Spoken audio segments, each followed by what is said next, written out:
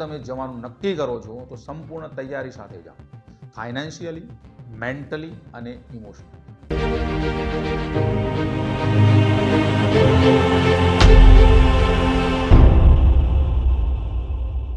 નમસ્કાર મિત્રો, તમારું સ્વાગત છે ધ ટ્રેન્ડિંગ ટોકના ગુજરાતી પ્લેલિસ્ટ ગ્લોબલ ગુજરાતી.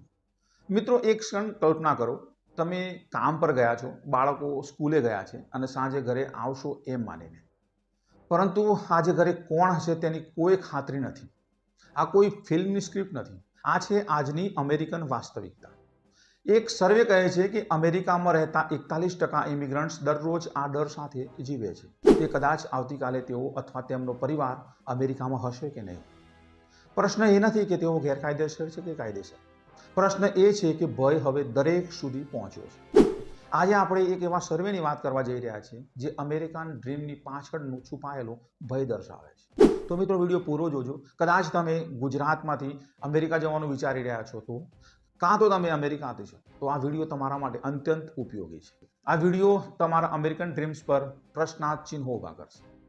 મિત્રો, સપના હોય છે આંખોમાં ચમકતા, આશાઓ હોય છે હૃદયમાં ધબકતી, અને હોય છે એક દેશ જેને દુનિયા કહે છે અવસરોનું સ્વર્ગ, અમેરિકા. પરંતુ જ્યારે સપના ભય બની જાય અને જ્યારે આશા આશંકામાં પલટાય ત્યારે શું થાય? 41% અમેરિકામાં રહેતા 41% ઇમિગ્રન્ટ્સ આજે એક જ ડરમાં જીવે છે, કઈ તેમને અથવા તેમના પરિવારને દેશ નિકાલને થઈ જાય. મિત્રો, આજે આપણે વાત કરીશું એક એવા સર્વેક્ષણની જેને અમેરિકામાં રહેતા ઇમિગ્રન્ટ્સના જીવનની સાચી તસવીર રજૂ કરી. કાઇઝર ફેમિલી ફાઉન્ડેશન અને ન્યૂયોર્ક ટાઈમ્સ આ બંને વિશ્વ પ્રસિદ્ધ સંસ્થાઓ છે અને બંને મળીને ઓગસ્ટથી ઓક્ટોબર 2025 દરમિયાન 1805 ઇમિગ્રન્ટ સાથે 6 જુદી જુદી ભાષાઓમાં સર્વે હાથ ધર્યો. અંગ્રેજી, સ્પેનિશ, ચાઇનીઝ, કોરિયન, વિયેતનામીઝ અને હેતિયન ક્રેઓલમાં. અને જે મિત્રો પરિણામો સામે આવ્યા તે આપણને સમજાવે છે કે અમેરિકન ડ્રીમની વાસ્તવિકતા આજે શું બની ગઈ છે, જે ઘણી જ ડરામણી છે. મિત્રો, હવે વાત કરીએ આંકડા. 2023માં જ્યારે આ સર્વે થયો ત્યારે 26% ઇમિગ્રન્ટ્સ ચિંતિત હતા કે તેઓ અથવા તેમના પરિવારને દેશ નિકાલ થઈ શકે છે. માત્ર 2 વર્ષમાં આ આંકડો 41% થઈ ગયો, 26 થી 41%. આ 15%નો વધારો નથી મિત્રો, આ છે લાખો ગુજરાતીઓના જીવનમાં વધતો જતો ડર. પરંતુ મિત્રો, આ તો શરૂઆત છે. 22% લોકો કહે છે આ સર્વેમાં કે તેઓ કોઈને ઓળખે છે જેની જાન્યુઆરી 2025 પછી ધરપકડ થઈ છે, અટકાયત થઈ છે અથવા તો દેશ નિકાલ થયો છે. દર 5 માંથી 1 વ્યક્તિ, મિત્રો કલ્પના કરો, તમારી બાજુના ઘરમાં રહેતા કોઈ સગા, કોઈ મિત્ર, કોઈ પડોશીને એક દિવસ અચાનક લઈ જવામાં આવે છે. આ આંકડો નથી મિત્રો, આ છે વેદના, આ છે ભય. 40% લોકોએ કહ્યું કે ઇમિગ્રેશન સંબંધિત ચિંતાઓના કારણે તેમને તણાવ, બેચેની અને ઊંઘની સમસ્યાઓ છે. દર 2 માંથી 1 વ્યક્તિ રાતે ઊંઘી નથી શકતો, દિવસે મન ન લાગે અને દરેક કલાકે એક જ પ્રશ્ન, આગળ શું થશે? બાળકોમાં પણ આ જ ભય છે મિત્રો. અમેરિકામાં જન્મેલા અમેરિકન સિટીઝન્સ હોવા છતાં તેઓ રોજ ડરે છે કે કઈ શાળાઓથી પાછા આવ્યા પછી માતા પિતા ઘરમાં નહીં હોય તો. આ કેવી વેદના મિત્રો, આ કેવું ડ્રીમ? હવે મિત્રો, મહત્વનો સવાલ, આ બધું ફક્ત ગેરકાયદેસર રહેતા લોકોની વાત છે? ના મિત્રો, બિલકુલ. આમાં તે લોકો પણ સામેલ છે જે H1B વિઝા પર છે, જેઓ લીગલ પરમેનન્ટ રેસિડન્ટ છે, જેઓ વર્ષોથી કાયદેસર રીતે કામ કરી રહ્યા છે અમેરિકામાં. આપણા ગુજરાતી ભાઈઓ બહેનો જેઓ મોટેલ ઉદ્યોગમાં છે, IT સેક્ટરમાં છે, જેઓ ડોક્ટર છે, એન્જિનિયર છે, સાયન્ટિસ્ટ પણ છે, તેઓ પણ આ ભયમાં જીવી રહ્યા છે. કેમ? કારણ કે વાતાવરણ બદલાઈ ગયું છે. મિત્રો, સર્વેમાં એક પ્રશ્ન પૂછાયો, શું તમે તમારા પરિવારને અમેરિકામાં લાવવામાં મુશ્કેલી અનુભવો છો? 60%એ કહ્યું હા. વિઝા પ્રોસેસિંગ ધીમી પડી ગઈ છે, ફેમિલી સ્પોન્સરશિપ મુશ્કેલ બની ગઈ છે, પેરેન્ટ્સને વિઝિટર વિઝા મળવો પણ કઠિન થઈ રહ્યો છે. લોકો વર્ષો સુધી પોતાના માતા પિતાને મળી શકતા નથી.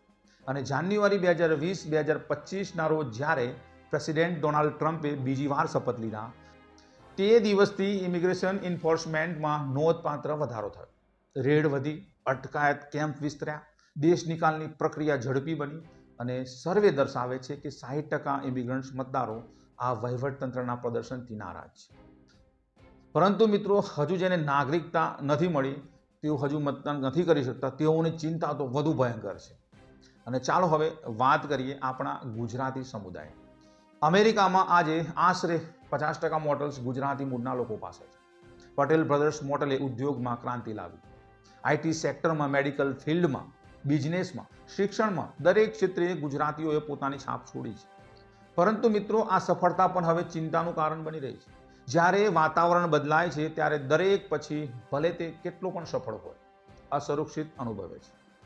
H1B વિઝા ધારકો માટે દર વર્ષે રિન્યુઅલ, દર વખતે અનિશ્ચિતતા, લોટરી સિસ્ટમ અને ગ્રીન કાર્ડની રાહ. મિત્રો કલ્પના કરો, 20 વર્ષની ઉંમરે અમેરિકા આવ્યા, 30 વર્ષે પરિણીત થયા, બાળકો થયા અને હજી પણ ભવિષ્ય અનિશ્ચિત. પરંતુ મિત્રો આ સર્વે એક મહત્વની વાત પણ કહે છે. તમામ મુશ્કેલીઓ છતાં મોટાભાગના ઇમિગ્રન્ટ્સ કહે છે કે તેમનું જીવન અમેરિકામાં સારું છે. જો તેમને ફરીથી નિર્ણય લેવાની તક મળે તો પણ તેઓ અમેરિકા આવવાનું પસંદ કરશે. આ કેવી દ્રઢતા! આ દર્શાવે છે કે અમેરિકન સપનો હજી મરી ગયા નથી, પરંતુ તે વધુ કઠિન જરૂર બની ગયા છે. તો પછી આપણે શું કરવું જોઈએ? પ્રથમ, જાગૃત રહો, તમારા અધિકારો જાણો. એટર્ની સાથે વાત કરવાનો અધિકાર, સાયલેન્ટ રહેવાનો અધિકાર, કોર્ટમાં સુનાવણી મેળવવાનો અધિકાર. બીજું, તમારા કાગળો હંમેશા અપડેટ રાખો. વિઝા, પાસપોર્ટ, રોજગારના દસ્તાવેજો બધું જ વ્યવસ્થિત રાખો. ઇમિગ્રેશન એટર્નીની સંપર્ક માહિતી હંમેશા પાસે રાખો. અને ત્રીજું, તમારી માનસિક સ્વાસ્થ્યની કાળજી લો. જરૂર પડે તો પ્રોફેશનલની મદદ લો. અને મિત્રો ચોથું, સૌથી મહત્વનું, કમ્યુનિટી સાથે જોડાયેલા રહો. ગુજરાતી સમુદાયની શક્તિ છે આપણી એકતા. મુશ્કેલ સમયે જ આ જ સમુદાય તમારો આધાર બનશે. અને જેઓ અમેરિકા જવાનું વિચારી રહ્યા છે તેમને હું કહીશ, સંપૂર્ણ માહિતી સાથે નિર્ણય લો. અમેરિકા સુંદર દેશ છે, અવસરોથી ભરેલો છે, પરંતુ મુશ્કેલીઓ પણ છે. બંને બાજુઓ સમજો પછી નિર્ણય લો. અને જો તમે જવાનું નક્કી કરો છો તો સંપૂર્ણ તૈયારી સાથે જાઓ, ફાઇનાન્શિયલી, મેન્ટલી અને ઇમોશનલી. આજની આ વાતચીત લાંબી થઈ પરંતુ જરૂરી હતી. ફાઇઝર ફેમિલી ફાઉન્ડેશન અને ન્યૂયોર્ક ટાઈમ્સના આ સર્વે આપણને એક અરીસો બતાવ્યો છે. કેટલાક જોશે નિરાશા, પરંતુ હું જોઉં છું જાગૃતિ. કેટલાક જોશે ભય, પરંતુ હું જોઉં છું સાવચેતી. અને અમેરિકા ગયેલા અથવા જવાનું વિચારનારા મારા ગુજરાતી ભાઈ બહેનો, હું કહેવા માંગુ છું કે તમે એકલા નથી. સમગ્ર આપણો ગુજરાતી સમુદાય તમારી સાથે છે. પોઝિટિવ રહો પરંતુ પ્રિપેર્ડ રહો. આશાવાદી રહો પરંતુ એલર્ટ રહો. તમારા સપના જીવો પરંતુ વાસ્તવિકતા પણ સમજો. અને યાદ રાખજો મિત્રો, જીવન ક્યાંય સરળ નથી હોતું. સફળતા મળે છે તે જ લોકોને જેઓ મહેનત કરે છે, જેઓ હિંમત રાખે છે, જેઓ પરિસ્થિતિને સમજીને આગળ વધે છે. મુશ્કેલીઓ આવે છે અને જાય છે, પરંતુ જે લોકો દ્રઢતાથી આગળ વધે છે તેઓ જ સફળતા મેળવે છે. આ વિડીયો જો તમને ઉપયોગી લાગ્યો હોય તો લાઈક કરજો, શેર કરજો તમારા અમેરિકામાં રહેતા મિત્રો સાથે, અને કોમેન્ટમાં જરૂર જણાવજો કે તમે આ વિડીયો ક્યાંથી જોઈ રહ્યા છો. મિત્રો, હજુ સુધી ચેનલને સબસ્ક્રાઇબ ના કરી હોય તો ચેનલને સબસ્ક્રાઇબ કરજો. મળીએ મિત્રો આગલા વિડીયોમાં નવી વાતો સાથે.